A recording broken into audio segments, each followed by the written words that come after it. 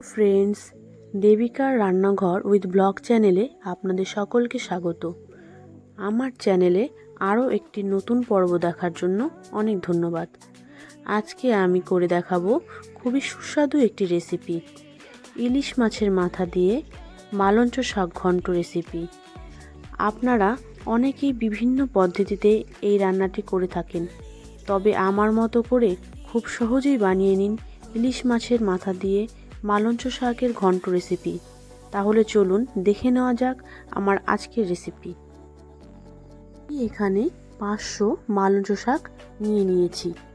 গ্রাম অঞ্চলে মাঠে ঘাটে কিন্তু এই শাকটি প্রচুর পরিমাণে হয়ে থাকে। এই শাকটি খেতে কিন্তু খুবই সুস্বাদু। আমি মাঠ থেকে 500 গ্রাম মালঞ্চ শাক তুলে নিয়ে এসেছি। এই শাকে আছে প্রচুর পরিমাণে ভিটামিন। ছোট থেকে বড় সকলেই এই শাক খেতে খুবই ভালোবাসে। দেখুন শাকগুলো কি সুন্দর লাগছে। শাকগুলো আমি ভালো করে ধুয়ে নিয়েছি।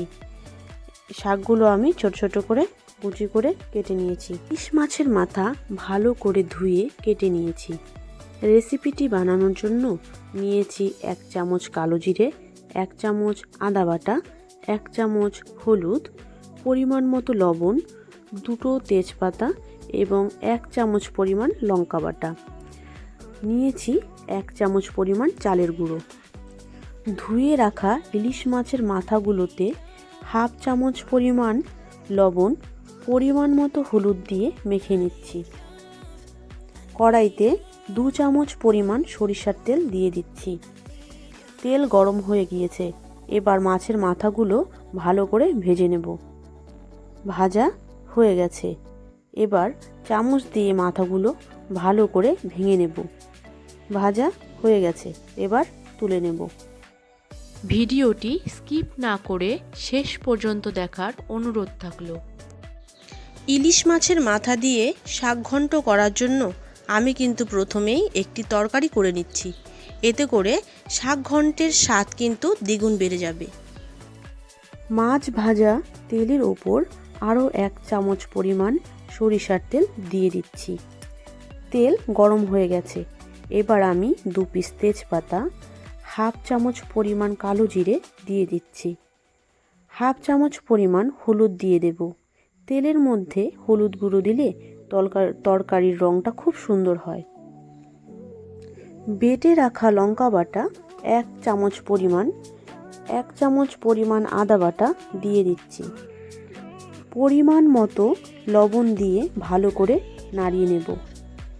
ভেজে রাখা মাথা দিয়ে দিচ্ছি।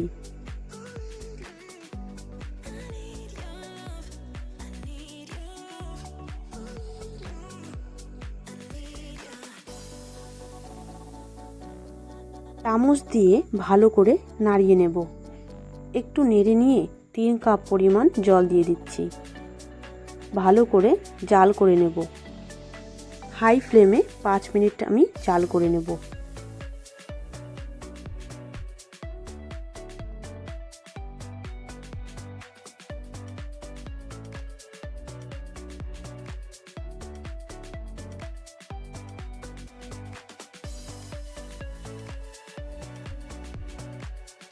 সামান্য চিনি দিয়ে দিচ্ছি।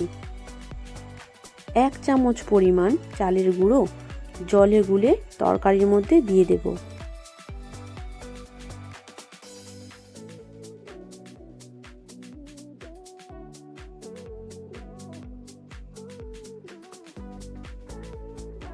এতে তরকারিটা ঘন হবে। তরকারিটা ঘন হয়ে এসেছে। এবার নামিয়ে নেব।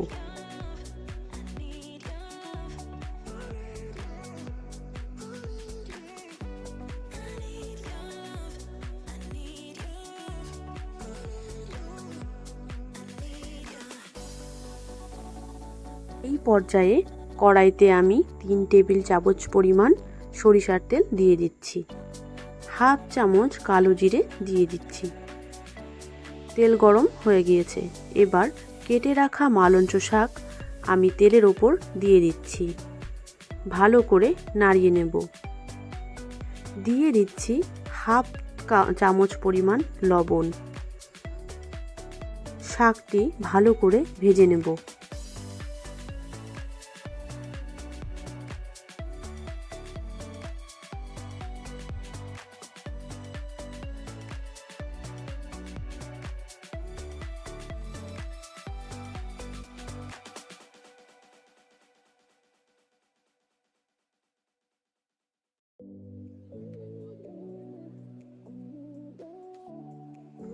হাফ চা চামচ হলুদ গুঁড়ো দিয়ে আবারও চামচ দিয়ে নাড়িয়ে নেব।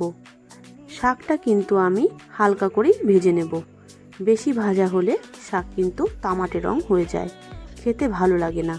শাকটা সবুজ থাকা অবস্থায় আমি প্রথমে যে মাছের মাথাটি দিয়ে তরকারি করে রেখেছিলাম কড়াইতে ঢেলে দেব।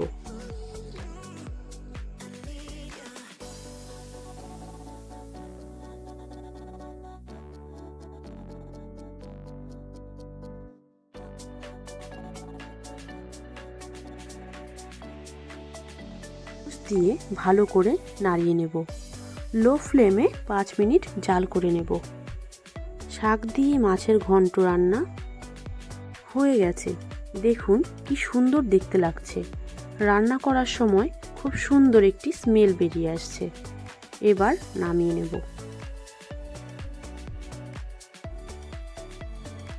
আমার বাড়ির ছোট থেকে বড় সকলে শাক ঘন্ট কিন্তু চেটেপুটে খায়। আপনারাও বাড়িতে তৈরি করুন এই শাক ঘন্ট।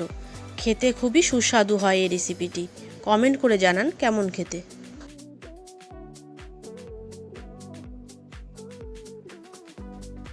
ইলিশ মাছের মাথা দিয়ে মালঞ্চ শাকের ঘন্ট রেসিপিটি যদি আপনাদের ভালো লাগে তাহলে অবশ্যই লাইক, কমেন্ট এবং শেয়ার করে দেবেন।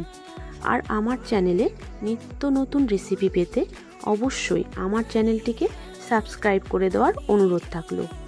পাশে থাকা বেল আইকনটি অবশ্যই ক্লিক করে নেবেন যাতে আমার রান্নার ভিডিও নোটিফিকেশন খুব তাড়াতাড়ি আপনার কাছে পৌঁছে যায়।